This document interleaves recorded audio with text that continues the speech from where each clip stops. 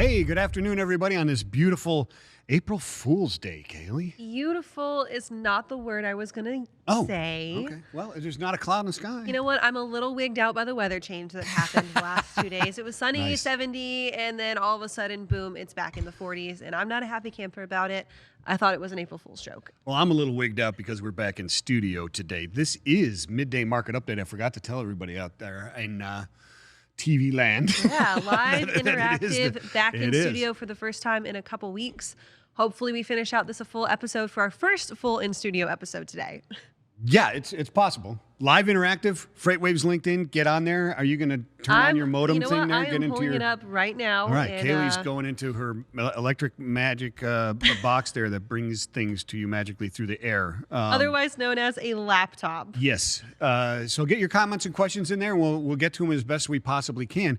Now, we got a great show today, actually. We always have a great show. And Yeah, actually, as if it's stacked, any honestly. different, right? It's always a good show. Yeah. Let's see. Who have we got today? We got John Gallagher in Washington Correspondent. We talked to him earlier in the week, and then he said, and Biden came out with his $2 trillion infrastructure bill. So he's got details on that. So we'll get through that. Breaking it down. Talking to Ann LaRocco again, and today we're going to break down the differences between the Panama Canal and the Suez Canal, and kind of talk about if what happened there could happen here, and what that could possibly mean if, for the maritime industry, it did happen again. Hopefully, it doesn't. Yeah, and then we've got our friend Chris Richards, from Director of International Sales from Steam Logistics, talking about Atlantic and Pacific and rates and what's going on there, and a backlog of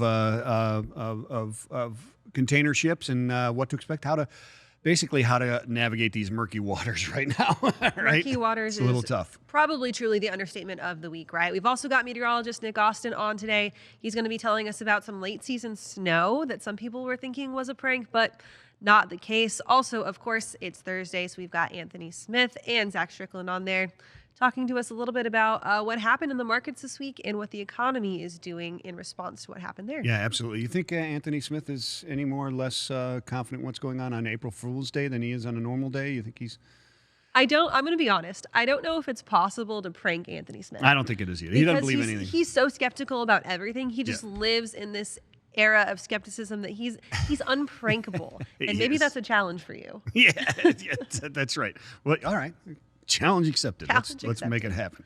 All right, what have we got in headlines? Let's move to the news here, man. We've got HubTran is the final piece for TriumphPay in a build-out of transportation payment networks, right? So Jordan Graft, TriumphPay plans to consolidate payment processes into a single integrated platform for what CEO Jordan Graft said will be the first transportation payment network. To do that, TriumphPay was missing one key element: settlement processes. Right? And they have solved that through the acquisition or the planned acquisition of HubTran. So TriumphPay, a division of Triumph Bank Corp, announced this morning, that it has entered into a definitive agreement to acquire HubTran, which provides cloud-based automation software for transportation industries. The company is paying $97 million in cash for HubTran, subject to customary purchase price adjustment and closing conditions, and the deal requires regulatory approval, obviously, and is expected to close in Q2, since yesterday was the end of Q1. Yeah. That's not going to happen in Q1. Combining TriumphPay and HubTran will allow us to create a fully integrated payments network for transportation servicing brokers and factors.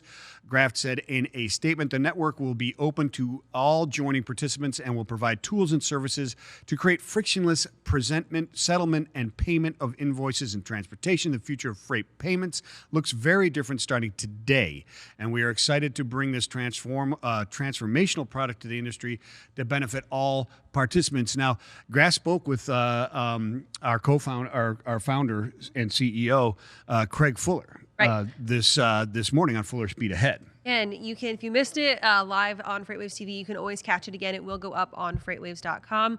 But set to be a pretty good interview with Craig there, talking about kind of his expectations and the logic behind the acquisition, and then kind of the future for what TriumphPay is building and where they're looking to go back into Q2 and then the rest of 2021. Yeah, absolutely. So, yeah, get into that and check that out. I watched it. It was quite informative. Craig always does a great job, obviously. And, yeah, this is a pretty interesting thing with HubTran's lights out processing, automation process that they have. Tremendous stuff. So get into that. Check out the article as well on FreightWaves.com. And the interview is awesome. So what else we got in the news? Alabama Motor Express is joining the parade of companies that are raising driver pay in March. So that trucking company has announced a pay increase for its drivers, wrapping up a month in which company after company handed down raises.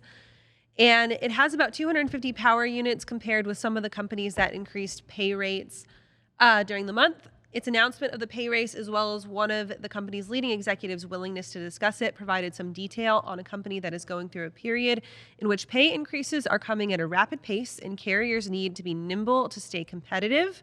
Of course, that's the name of the game in this market, right? If you're not nimble and you're not adjusting, you are losing business and you're losing opportunities. That's just how it is. Yeah, you certainly are. You got to get into that article. Well, it's interesting because what they've done is, so the specifics for the AMX move is, right? So their base rate is 43 cents per mile, but then they put bonuses on top of that. So the over-the-road drivers with 10,000 plus miles get an extra 2 cents per mile. And getting 11,000 means the driver gets an additional 7 cents. So it exponentially goes up. Right. So if you're a good driver getting calls off the hook from every trucking company in the country after offering a job pays rate. So AMX gets into this and just talks about how you've got to differentiate yourself, right? And from the other pay raises that are in there, because now it's everybody's starting to come out with these pay raises and it's turning into another bidding war to try and get drivers in seats. And so I've got to ask the question, we're in the driver shortage still continuing. And if you're an independent owner operator, right, and you're looking for the highest prices, where are you going? What's your rationale picking between these companies if they're like, I'm going to raise more money and I'm going to raise more money and then I'm going to raise more money? Where do you go? How do you build a loyalty like that? I don't know. Back in the day, I remember when I was in it, actually moving freight for a living, it was pretty common for a driver to come in, get their signing bonuses, work that time period, and then park their truck and go somewhere else, right? I mean, they were skipping all the time. That was the hard part about it. When you get into these bidding wars, it's really hard to keep those drivers because they can just move on, right? I mean, they run into the they're in the driver's seat, so to speak. No pun intended. I had lack of a better word. Right, there you go. But there's many of us. So Chima Freight Line said its average pay for company drivers following a recent increase is $70,000 to $72,000, with top drivers making $100,000. Wow. Crete carriers at $89,300, and that increase puts their people at 59 to 65 cents per mile. Cargo Transporters of North Carolina, all-in structure, 55 cents per mile. And that's just a few that have announced recent pay increases for drivers. So it's turning into a definite bidding war. Bidding war. You've got to think about it. Like, people don't necessarily see trucking as like a great opportunity, right? It's hard work. It's not necessarily a glamorous job, but it pays well, especially in a market like this. And it's needed and it's essential. And the pandemic proved that. They're essential workers. So. Yeah, no, there's no doubt about it. Another one that I think you should get into and read that I found quite interesting was another shipping stock bites the dust as big tanker fleets merge, right? Mm-hmm. A lot of people aren't into tanker stocks. I'm certainly not into tanker stocks all that much. It's not like it's my big hobby, but this was quite interesting because, Greg Miller gets into this, and he wrote this one here, and he gets into some of the dynamics behind this and the what he calls the tangled web of tanker transactions with Evangelos Marinakis and Craig Stevens, and they're kind of very complicated. It's very complicated. It's a very interesting read, but in a nutshell, the same cast of characters has been in tanker circles for years. If their company goes bust, they pop up somewhere else. Sometimes they fight with each other. Sometimes they cooperate, and occasionally they sell their entire fleet to one another and reemerge after their non-compete.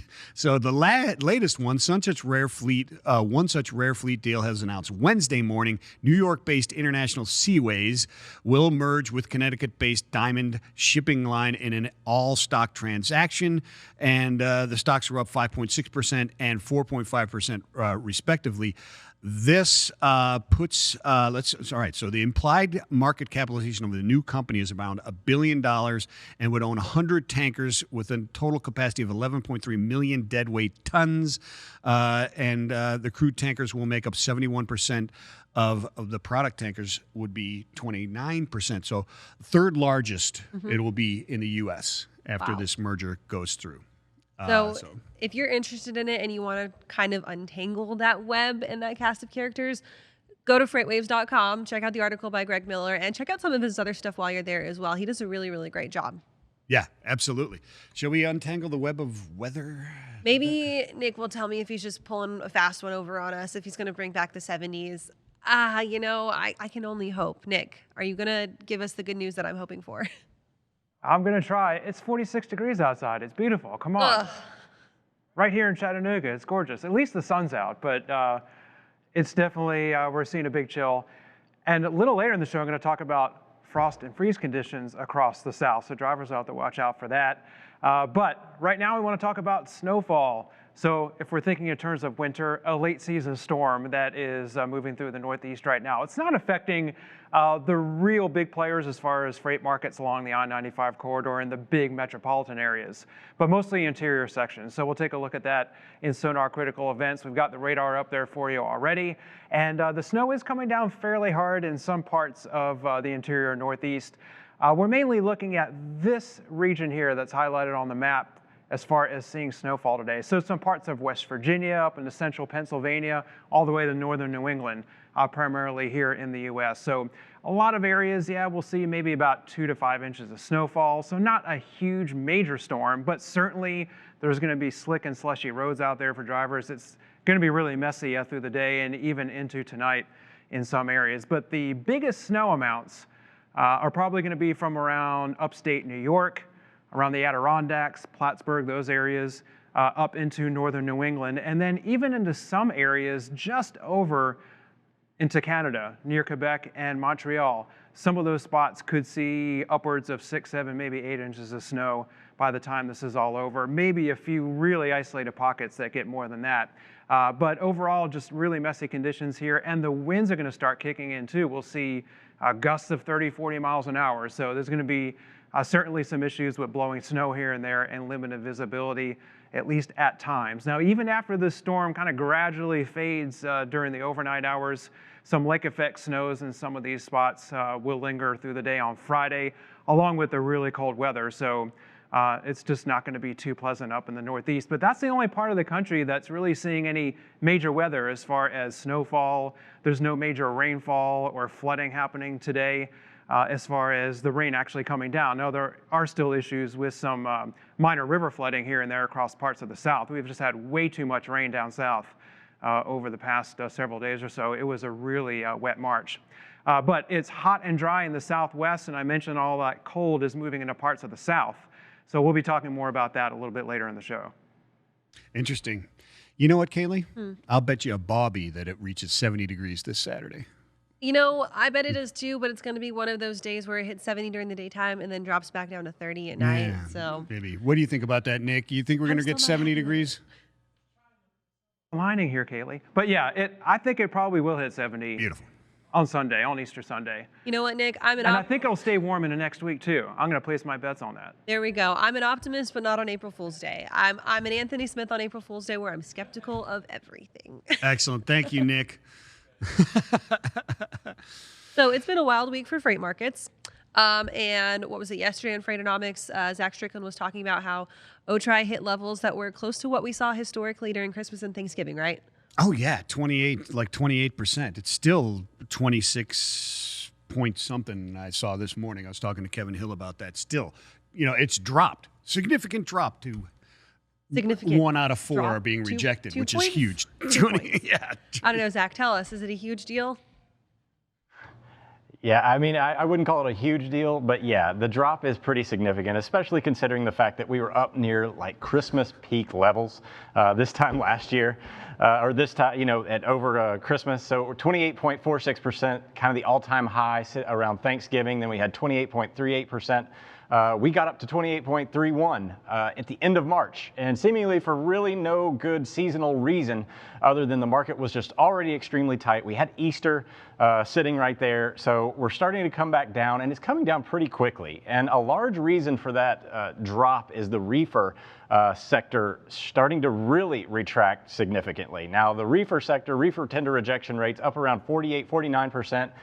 They surged back over 50% right after, ironically, the winter weather system that came through in February. And really stayed up on a plateau for a really long period of time. So these reefer rejection rates dropping down below this 46, 47% level is actually a very significant thing, considering we're about to enter produce season, or that seasonal period of time where we have a lot of fresh produce moving out of Florida. You know, it shifts from Mexico into California, depending on the weather. So the fact that reefer rejection rates are starting to fall down, and that is helping drive down the overall rejection rate through the market this time of year, is pretty significant. Van is also seeing a pretty significant decline as well. Van rejection rates falling, but not necessarily as quickly as the reefer side. And the interesting thing about the reefer segment, it's not isolated into one specific area. It is all over the country. All of the regions showing some sort of decline in reefer rejection rates, entering what we would consider the traditional produce type season. So, Zach, are we seeing is the reefer situation all in one area? Is it spread out? Where are we seeing this the tightness coming from? Well, it's not tight, it's loosening. So reefer rejection rates, these are the regional reefer rejection rates all over the country. So like I said, it's not in one specific area that's driving a lot of this. You know, a lot of people consider reefer and, you know, kind of these isolated markets across the country. It's a lot more niche than the dry van side is. The fact that you're seeing these drops in every single region across the country is pretty indicative of overall loosening in the space. And that's, you know, that to me is a very significant event by itself. Just the fact that everywhere is dropping simultaneously as we're entering a period of time where we consider, I mean, if we start thinking about it being a lot more tight, especially in the Southeast. The Southeast this time of year tends to have a little bit of that pickup, and at markets like Atlanta that we saw really get tight here in the last week or so, it's coming back down. We're starting to regress a little bit. So that'll make Kyle Littner happy. That's what he was talking about with us on Tuesday, was that going into produce season, we were going to have to keep a pretty close eye on those tight markets, especially where they were getting those produce out of. So maybe he'll be happy to hear that. Yeah, absolutely. If we can get him into the correct markets, that would be that would be definitely tremendous. What are we looking for in the when we get into the produce season here, Zach? Are we to think that it's going to be fairly loose and that pricing is going to be pretty easy this time of year, or what? No. This is definitely not going to be a loose produce season by any means. These are simply, we're falling off historical highs. So it's just kind of a correction, if you will, for the meantime. I expect that we will eventually see some of these rejection rates start to bounce back up. Especially as we start to enter, you know, late April, early May, around in Florida regions where a lot of the produce moves significantly in May, actually. And then, of course, California, the timing of that tends to really, you know, fluctuate with weather patterns, especially if it's drier or wetter. If it's too wet, they can't harvest. If it's too dry, that's not great for the produce either. So it's a very pretty big balancing act right now. If you're looking at the markets that are seeing the most activity, though, week over week, we're talking about, you know, Atlanta, like I just mentioned, up there around Indianapolis. Now, that not necessarily all of the reefer activity is produce, of course. Indianapolis, a very big DC and a hub for a lot of distribution. We were talking about it yesterday, Mike. These are some of the markets we're seeing the most volumes out of right now, and a little bit of a tap up week over week increase in rejection rates. Right. So the chart you've got up there right now is a Rotri IW, right? It's the weekly change. Is yeah, that what the it is weekly for reefer? change in tender rejection So for reefer. And when I look at that, you know, you see these markets that are in there that are colored kind of almost I want to say like a Cudbear color, right? This purplish kind of color here. And those are traditionally some of those areas where you would see the tightening start to happen with produce season. We're seeing those loosen. But what you're saying is we're not looking at these things loosening significantly enough to where you're going to say, oh, it's going to be a relatively easy produce season. It's still 45% rejection rate, right? Yeah, exactly. I mean, Gotcha. We're talking about coming down from 1 out of every 2 loads being rejected to slightly below 1 out of every 2 loads being rejected. So it's not a significant change in that regard. But the fact that the direction is so swift, over the last 2 days, we dropped from near 50% to 45% almost overnight.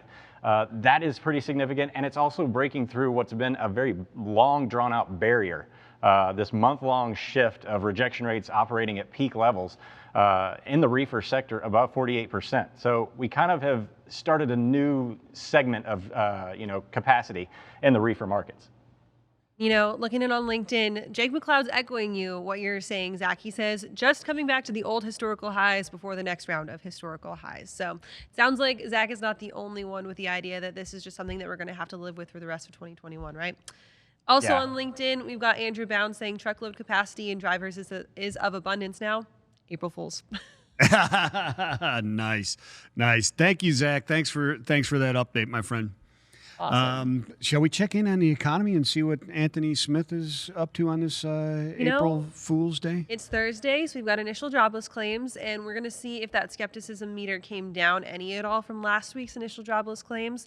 And yeah, we should definitely check out what he's got to say. Excellent. Anthony, how are you, my friend? Skeptical as ever. So we got some updates. Of course, it's Thursday, so as you know, we got some initial jobless claim numbers, and guess what? They went back up after that downward movement that we had last Thursday. We also had some ADP employment numbers, which show that there was some increasing in job openings, just over 500,000. So if there is any kind of, I guess, optimism to squeeze out, is that those job openings inched up a bit. I think it's the highest level since February 2019 or 2020, I believe. So there is some upward movement there. Still not quite sold yet, but I'm more optimistic than I have been in the past. And so there's that aspect, is that we're seeing some job openings. It's over 500,000. And so it's a good sign. But we did see initial claims pop back up. A lot of people saying it's temporary. We'll see. So what are you thinking on the you see, I think our mask mandate in Tennessee is done at the end of this month. April 28th. April right, 28th it's done, and others have already gotten rid of it. At least in Hamilton County, right. Texas is completely gone. It's been gone for almost a month now. Yeah. How are you feeling about that? Are you skeptical about the results from getting rid of the masks and the vaccines coming out? Or you think we're in the clear, we're going to cruise, or you think we might fall back into something and it hurts the economy back again? I'm going to stay in my lane as an economist. I got you. I don't know, but I do know with it reopening, things going back to as it was, in a sense, that's going to be more opportunity for businesses to flourish once again. The other thing is that we have to be mindful of course, is that spending and that increased money supply. Right now, the velocity of money is a little bit low, so money isn't exchanging hands, but there is inflation. Speaking of inflation, we have ISM PMI, which got updated up to 64, so there is still expansion, really up across the board on new orders, on production, on employment. So backlogs, everything is up really for production or expanding as for the ISM PMI. We also see within that prices, it went back like less than a percentage point. So it dropped like 0.5 points or something like that. So price is still very much elevated and it's been expanding for 9 months now. So it's weird, no one's really talking about this, but things are in a very, very tight supply when we're looking at any type of those commodity goods. And we're gonna see some inflation continuing there for not just manufacturing, but for lumber as well when we're looking at housing and framing material.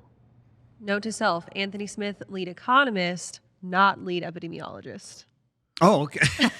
Yeah, I got confused for a second. Thanks for pointing that out for me. Got it. Always looking out for you. Always looking out for you. Sorry, Anthony, I confused you with a with a virus question. So you're talking inflation, and that's a topic really briefly on that. So price dropped 0.5, I guess it was, but the new orders, et cetera, are up. Supply chains are extremely tight.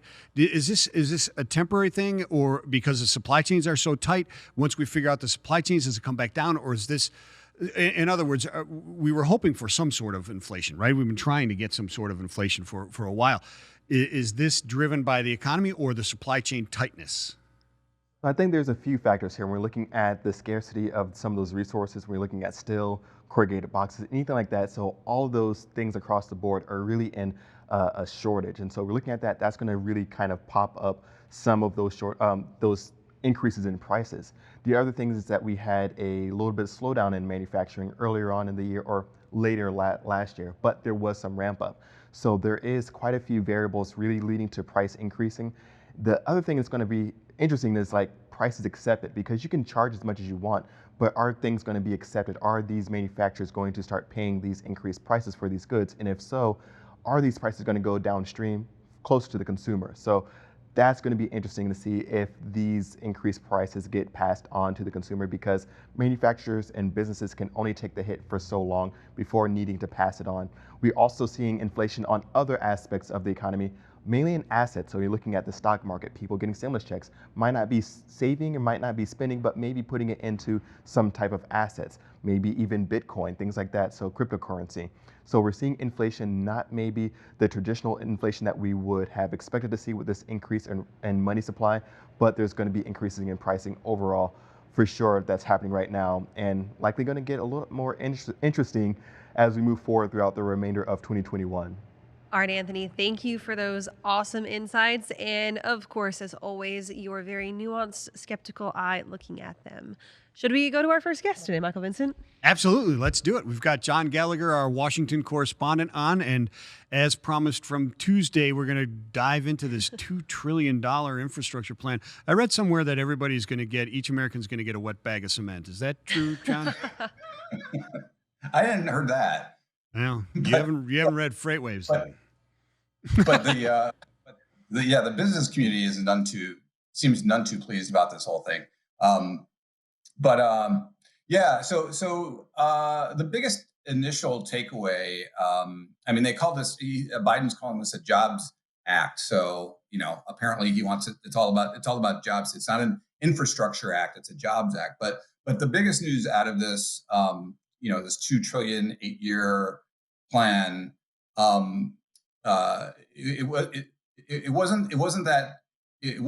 surprise wasn't that what was in it, this in terms of the scope, because he talked about this on the campaign trail about broadband, about water, electrification. He called it the biggest infrastructure package since the New Deal. But what got everyone's attention was what was commented on the most so far was who Biden wants to pay for this thing, and it's basically the answer is the corporations. By jacking up the corporate tax rate from 21 to 28%. So as well as I think there's other taxes on other corporate taxes as well. So that part didn't sit too well with people, and so I just put together a quick sample of reactions from people. So U.S. Chamber of Commerce, for example, dangerously misguided when it comes to how to pay, is what they said. National Retail Federation said raising the tax rate on corporate income to the highest level, the highest in the industrialized world, would deter domestic economic activity. A politician, Sam Graves, he's the ranking Republican on the House T&I committee. He said massive job-killing tax increases that couldn't come at a worse time with the economy fighting out of COVID, hurt small businesses and job creators. And here's one. We do not believe the administration's funding proposal is politically tenable nor reliable. And that one was from the American, that was Chris Spear from the American Trucking Association. So as you can see, this pay-for mechanism that he put in place is none too popular with the politicians and the lobby and the powerful lobbying groups out there. So you talk about that reaction from the American Trucking Association. Talk to us a little bit about any freight-related details that are lying within that package and what people in our industry specifically could see coming out of that. Well, so in terms of funding for infrastructure, the infrastructure that freight relies on to move cargo. Here's just a quick rundown. And by the way, this money is in addition to ongoing program spending. So it's not a replacement for existing spending. This is in addition to is what he's proposing. So roads and bridges, for example, $115 billion. Now the interesting point here is that Biden he wants to follow this fix it first policy. So that implies that that none of this $115 billion is going to be going for extra to build new lanes, build new capacity, or bridge capacity to deal with congestion. It's basically focusing on reconstructing what he called the most economically significant large bridges and repairing the worst 10,000 smaller bridges is what his plan calls for. So, and in terms of highway safety programs, and this is the wheelhouse of the FMCSA, NHTSA, FHWA, $20 billion over 10 years. Now that's pretty big because the safety grants that all three of these agencies together put out a total right now $3.5 billion per year. So this would be adding another roughly $2 billion per year on top of that. So that's like a 50% jump basically.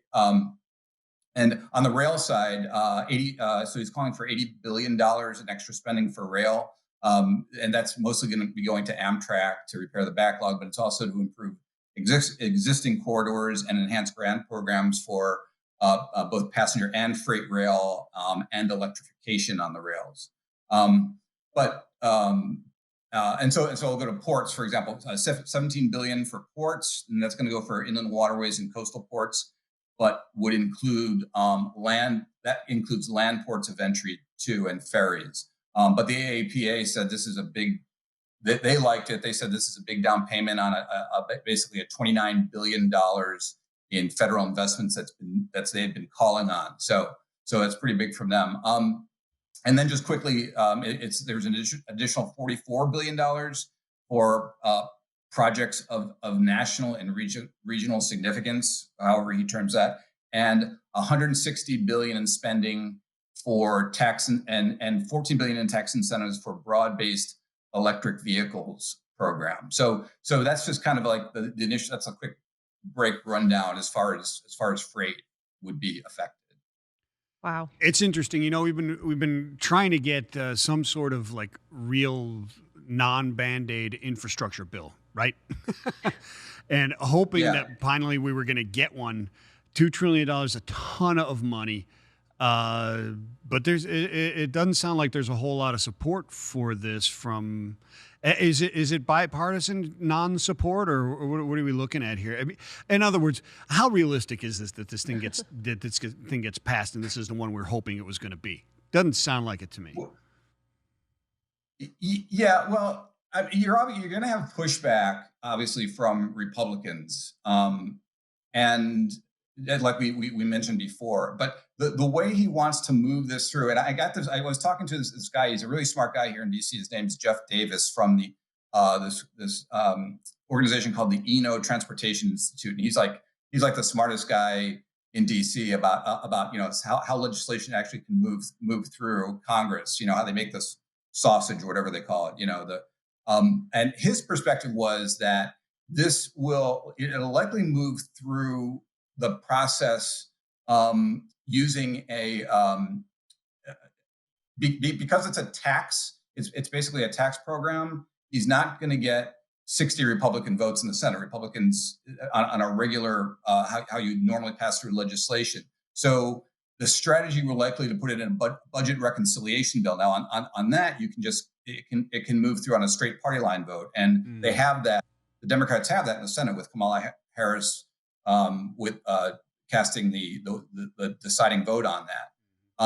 So they can move it through that way, even though you have this pushback on the Senate side. Now, there's also just a kind of another thing going on. We have the Surface Transportation Reauthorization Act. That's the FAST Act, basically, that's going to be expiring at the end of September. People were wondering if that was going to be included, and they were going to try to push it all through together with this big infrastructure package.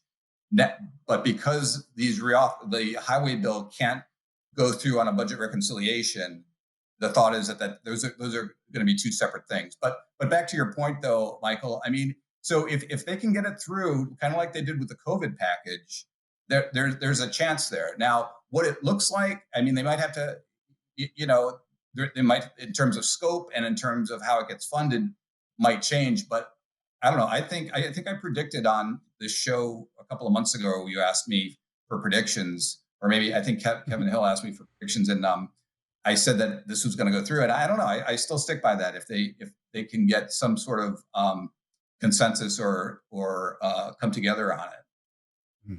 John, we've got a good question for you from LinkedIn. We've got someone asking how much of that money will flow out of the U.S. How much of the investments will flow out? The details of the bill, George Kachanowski. I didn't even want to try and say the name. I didn't even want to try. CEO, CTO at Stackson LLC. He's asking if you have any insight into how much of the money in this $2 trillion will flow out of the U.S. Windmills made in outside the country, or heavy haul, heavy equipment, that type of stuff.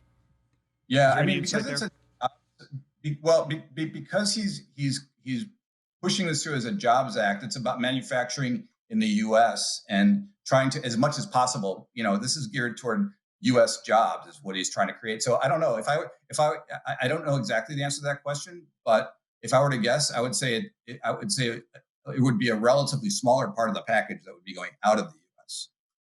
So really the overall effort is to try and keep it as American centralized as possible, which, I mean, you were asking about the bipartisanship. If they dive into that bill and figure out that, hey, this is actually trying to help the American people, which on a Democratic Republican side, most Republicans typically think a Democratic president's trying to pass something, it's going to be outsourced. Maybe that gets people more on that bipartisan kind of working together. Yeah, support. Yeah, it could be. And Buttigieg, I think, as I mentioned before, he's impressed both sides of the aisle. So if he can help, and he's going to be out a lot on this bill, pushing it along with Biden. So if he puts on this, I don't know, charm offensive, or what do you want to call it? I mean, obviously that it's not, that doesn't sway hardcore political issues, but I mean, I think they've got the best chance of any, or in the last 4 or 5 years, 8 years of getting something done on this. Mm-hmm. Excellent. Excellent. Thank you so much, John. We're out of time. John Gallagher, our Washington correspondent. You can check out all his stuff on FreightWaves.com. This latest article just came out, so read into that. He's got a lot more detail into this. Really appreciate it, John. We'll have you on again very, very soon. Have a great day, my friend. Yeah. Thanks very much, you guys. Thanks. Speaking of something that just dropped on FreightWaves.com, we've got Ann LaRocco on again today, and she had an interview with one of the big executives talking about kind of the differences between the Panama Canal, the Suez Canal, and if disaster like that could strike in Central America. Hi, guys. How you doing? Pretty good. Doing great, Lori. How are you? I had a chance. I'm doing well. It's been a really busy week. That's an understatement for all of us, right? Yeah, definitely. I spoke with the head of the Panama Canal, and he was very frank in terms of the big differences between his canal and the Suez. And one of the most telling was, and I don't know if it's a slight or a gentleman's slight, if you will, but he did point out that the part of the canal that the Ever Given was stuck in was just as narrow as one of their cuts. But the difference between the Panama Canal and the Suez is that the Panama Canal uses tugboats to move the vessels through. So, so that was a big question that a lot of people had, and I really didn't know the answer. I assumed some things. Do they have was there a Suez pilot that they have to have on the ship, or they just, hey, go for it? What's interesting about when you explain the process is that they are held accountable. They're liable. So once the vessel gets to that certain section, they take over the vessel, and they make sure that it gets through properly, and that also if tugs are needed, they'll have tugs that pilot it through. Whereas at the Suez, we know they don't that. Okay, so so you're describing the Panama. They take ownership of it. They're liable for that ship. In the Suez, they're not. They let the ships just. Nope. Wow. They do it themselves. The pilot, of themselves, they're the ones that are in control. Yeah. And even the head of the Panama Canal also said he wonders if that section of the Suez needs to be dredged because it might be too narrow. That seems like, if I'm the captain of a container ship, that seems like a lot of risk to assume to move through a canal that narrow. Wouldn't you say? Yeah. But hey, I slept in a Holiday Inn Express last night, so I'm there. I'm you go. Florian, tell us a little bit about the differences between the freight volumes moving between the two canals. So, if something like that disaster were to strike in the Panama Canal, what would that do to volumes of freight moving? Would the backup be as severe as what we saw coming out of Egypt? Well, I mean, they're two totally different animals because you have the Suez, which is ocean, and they're dependent on the tide. Whereas the Panama Canal, that's more man-made, if you will, in terms of they're the ones that help control the rise and flow of the amount of water that goes through. And they do not handle those mega ships that we see with the Ever Given. The largest vessel that goes through the Panama Canal, you're looking at maybe 12,000 containers, maybe 14,000. You're never going to have something that large. It seems like they have more of a hand in glove approach in terms of moving their trade. For example, I asked about the movement in the flow of trade because of COVID. They lost a lot of the cruise ships, right? They had no volume. But energy, because of the demand for energy, particularly from Asia, they were able to keep the same amount of volume going through last year because they added so much energy volume. So I said, well, what are you going to do next year if everybody's vaccinated and the cruise lines go up? What happens? And then he said the magic words, fourth canal. And everybody wants to know about expansion. And he talked about it. He would like to have a fourth canal that's just for LNG and LPG and crude. Wow. Yeah, how realistic is that in your opinion, Lori? Do you have an opinion on that? I mean, is that a realistic thing to happen? I think it is realistic just because when I spoke with my energy contacts, particularly those in the LNG field, they really wanted to know about it, and they thought that they didn't think that his comments were out of line or too pie in the sky. They do have the ability because they have the infrastructure in place with the crude as it relates to the pipeline. And with the government already the biggest shareholder of their crude, it's easier to do deals, if you will. I don't know how quickly it is to make a canal, so to speak. But when I had my energy contacts, read, the column, they didn't think it was far-fetched at all. They thought that it was actually something that could be actionable. Interesting. Speaking of things that are new, Kevin Hill has a question for you, Lori, and he wants to know, you just interviewed the new FMC commissioner. Kevin Hill wants to know what he said about new shipping laws for exports. Well, just about a half hour ago, it's going to be on American Shipper, everybody, so I'm pretty stoked. The new FMC commissioner, I asked him, based on the Shipping Act and what we're seeing with the denial of exports, U.S. exports, detention and demurrage, is the rule out of date? And he said, we need new rules. He said nothing disparaging against the Shipping Act of 1984 and the rules that followed in the 1990s, but they do not reflect the environment that we are in today. He said, back then, did we ever think of a ship carrying 20,000 containers, port infrastructure underwater, rail cars that, they're not enough to meet with demand. So he did say that we do need to look at possibly new laws to address the current situation and help U.S. exporters. Yeah, very interesting. I mean, this the pandemic and things that have made us look at many things that were put in place, and they're right for the time. Times change. We need to be able to make some pivots, right? The words exactly out of my mouth. Exactly. He was saying that, we need to evolve. Yeah. And I also asked the big question that a lot of folks, particularly in the audience, would like to know is, should we have a national database as it relates to freight? So we can coordinate and that way we can have timely pickups and know when things are coming in. And he said, absolutely. And he said, the Biden administration, based on yesterday with the infrastructure plan, they're all on the same page. And he said he will be there to advise the administration and Secretary Buttigieg as it relates to kind of developing this national freight database. So it sounds like it's time for change, and change may be coming soon.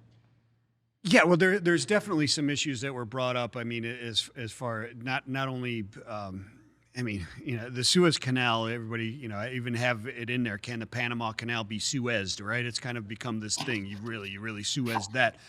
But I mean, we didn't even need that. Our biggest problems, in other words, in maritime here in the United States, had nothing to do with the Panama Canal. It was just our inability to react to the changing environment as for the consumer and the blank sailings, et cetera. So yeah, we definitely have to upgrade the way we react to things. Right. And a national database, or even an international database on freight shipping and commodities, et cetera, would be very, very helpful for that transparency and to be able to make those adjustments.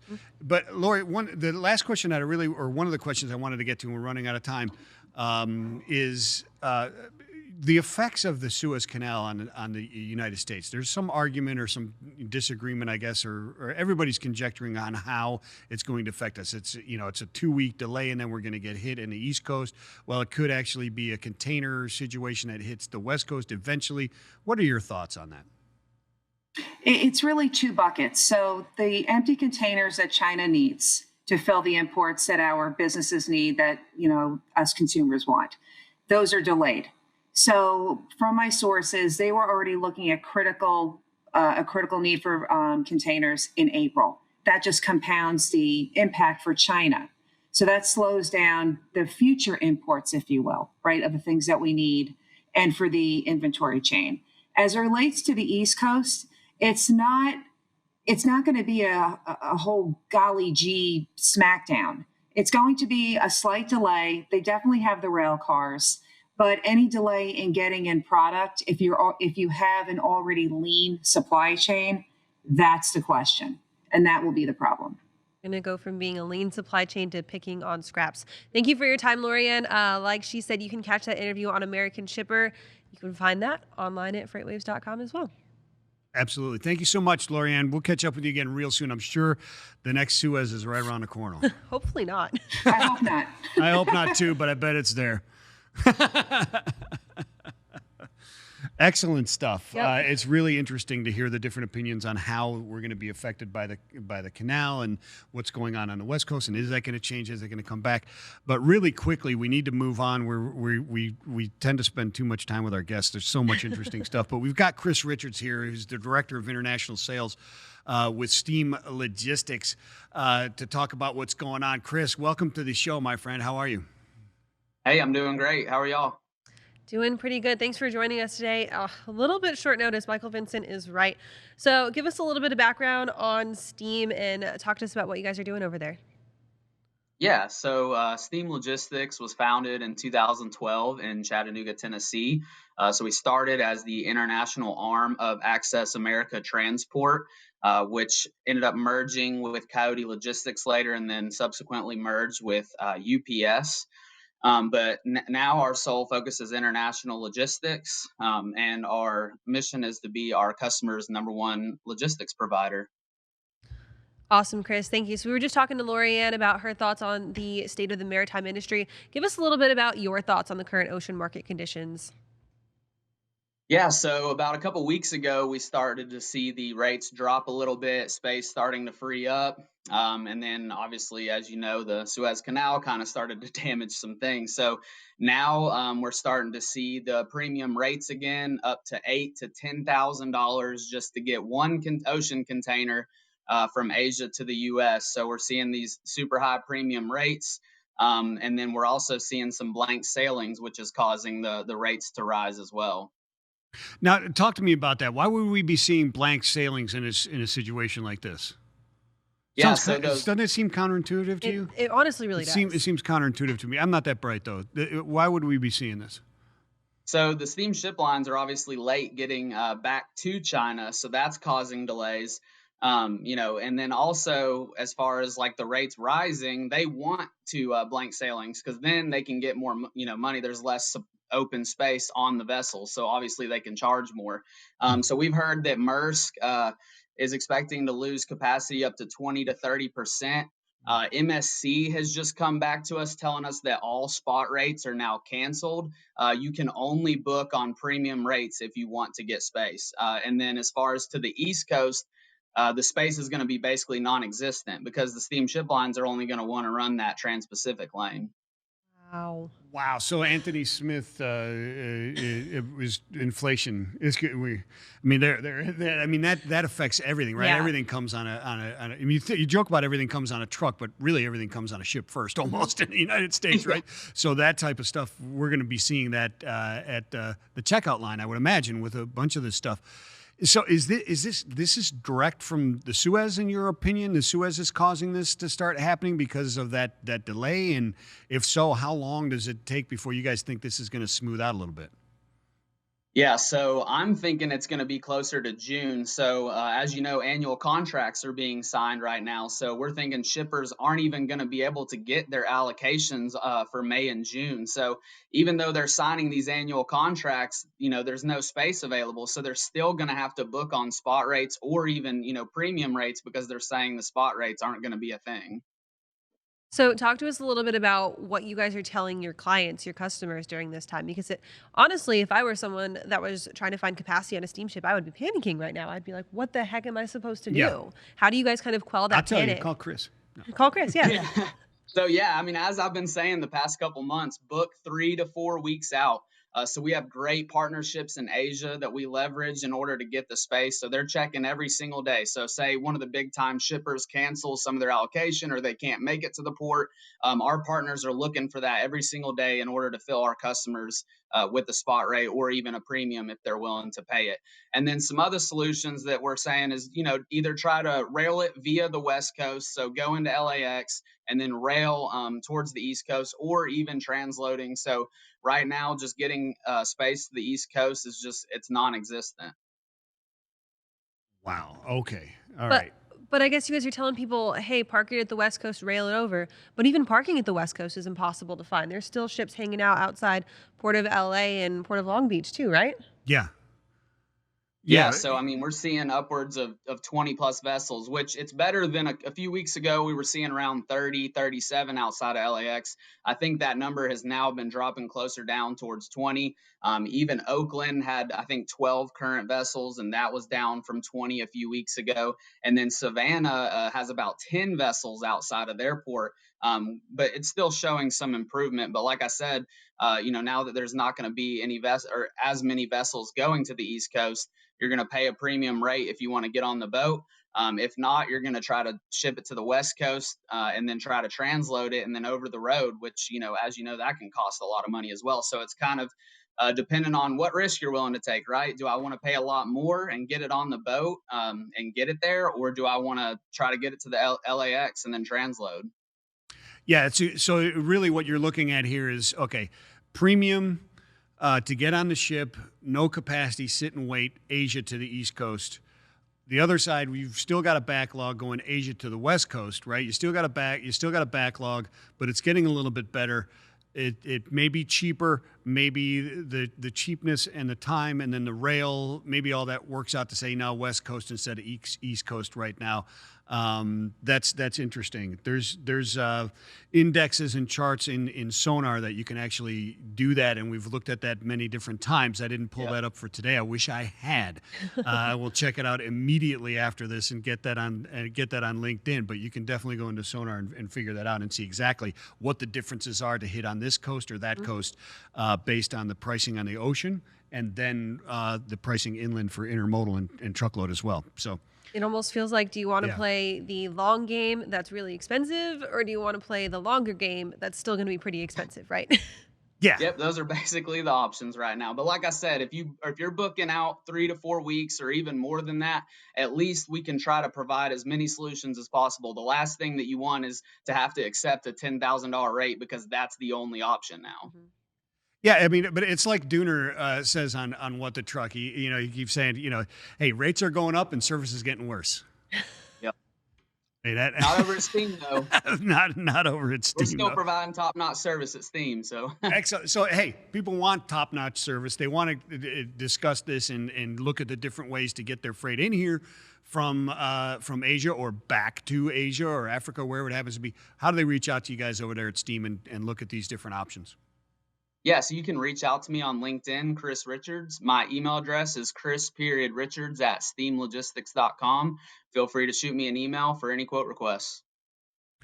Awesome, Chris. Thanks for being on today. So, Thank Michael you. Vincent, it's time to take one last look at weather and see if maybe we've got any weather delays that are going to make you play an even longer game with moving your freight. Yeah, absolutely. Nick, what you got for us? Well, we got some cold weather heading down south, guys, including here in Chattanooga. We're talking about a lot of sub-freezing temperatures down in the 20s heading to the south late tonight. We have freeze warnings across about a dozen states in the south. Let's get right to Sonar Critical Events. I want to show you, too, just the forecast as far as those low temperatures late tonight. We're talking about a lot of 20s. You see those colder colors, those blues all across the south. So there's going to be a lot of frost and freeze issues across the south tonight. Drivers heading through those areas, they're going to need to bundle up a little bit more. There could be crop damage possible, maybe even record lows possible in some areas like Nashville and along parts of the Ohio River Valley and out in some of the plains too. So the hot weather is all on the desert Southwest rather. We're going to be hitting the 80s and well into the 90s over the next few days. We're going to have to deal with this cold weather here for tonight and maybe even late tomorrow night in parts of the south as well. And we're still getting some of that snow in the northeast, but that'll be done later tonight too. All right, then. We're going to move into a better weekend, I guess? I hope so. It's a holiday weekend, Easter weekend, so maybe some of this cold will be gone by the time that Sunday rolls around. Yeah, I hope so. I hope so. Nick, what's the long-term outlook look like for the South? Are we going to get out of this rain? Or are we going to have more rain next week? More flooding? You know? It's probably going to be dry for a while. I mean, some parts of the South, though, there's still some rivers that are above flood stage, but mostly just minor flooding. Okay. So not a big issue, but yeah, we're getting a chance to dry out next week, which is nice. Temperatures are going to warm up down south as well heading into Easter weekend. It'll probably stay that way at least for part of next week. So hopefully this will be the last little cold snap here for the spring. Awesome. But you never know. Hopefully. You just never know. You still got to be ready for maybe one more. You know, it is the Southeast, and it'll toss any type of weather at you all the time. I'm just thankful that going into Easter weekend, last Easter here in Chattanooga, we had those awful tornadoes that came through on Easter Sunday. So super thankful after we had 2 weeks in a row of severe weather in the Southeast, we're at least catching a break for this holiday weekend. Yeah. I don't have to stay up all night watching the weather to see if I'm going to get smoked or not. Hey, yesterday on What the Truck, we had a great show yesterday. Thank you so much, Nick, by the way. So yesterday with Dooner, we were talking about being a truckerpreneur. We had, Shane Schindler. He was an inventor. He made the trucker stick, right? He was a trucker, sick of the way, there was never a good, efficient way to wipe off the mirrors in his truck. Created a solution for it, and now he's not in the truck anymore. He's running that business, trucker stick, doing that type. Just solved the problem that all truckers have. And he created a vacuum, etc. Really good stuff. Blythe Brumlevy, who now has Cyberly on FreightWaves. We talked to her yesterday, talking about going from, she got a job out of college and said, she was going to college. Business and said, well, this is just like grade 13 and 14. I'm not learning business. So she went out and started her own thing, from blogging on the floor with no table or chairs to now she's got her own show, Cyberly, which is awesome stuff. It's awesome. She's done a stint with the Jacksonville Jaguars. She's been on FreightWaves a couple times. She's been on Put That Coffee Down. She was hosting with Kevin Hill for a while. Yeah. Now she's got her own individual show. So if you guys have not catched Cyberly yet, it's a Thursday afternoon air. Today, 2 p.m. Today is Thursday at That's 2 right. p.m. Definitely catch it. That's not the only new show that we have. Oh, really? I'm going to plug my new show. All right. We've got, if you guys have checked out our new brand, Modern Shipper, that launched at the end of February, I have decided to go ahead and start a show based around the Modern Shipper brand. And we are kicking off the first episode on Tuesday. Still haven't set quite the time yet, so keep an eye on FreightWaves.com for that to air. But this is all going to be talking about e-commerce, the gig economy, last mile delivery, tech, retail, all of it combined into one. Starting off pretty strong, 2 p.m. on Tuesdays. Just got the word. 2 p.m. on Tuesdays, starting off strong with an interview about drone delivery being tested out on the golf course. I heard that too. You got it too. 2 p.m. Tuesday at 2 p.m. Tuesdays at 2 p.m. 2 p.m. today. Thursdays is Brum Levy with Cyberly, Yes. which is going to be tremendous, right? Yep. And tomorrow at noon on What the Truck, we have the CEO of Triumph Pay, Jordan Graft. We're going to be talking more and diving into that deal with HubTram that he's got going there. We got Joe Gilkey, who's CEO of Sales Driven Agency, teaches us how to accelerate our pipelines. Mark Manera, founder of the trucking fitness company, is getting drivers in shape. So we'll get you in shape if you're a driver out there. And Alicia Butler-Pierre is founder and CEO and author of Equilibria, shows us how to scale businesses' infrastructure. If you missed any of the shows, you want to catch them or anything like that, FreightWaves.com, FreightWaves TV, anywhere you can get your podcasts, download them. Thank you so much. Peace and love on this Have a April good day. 1st.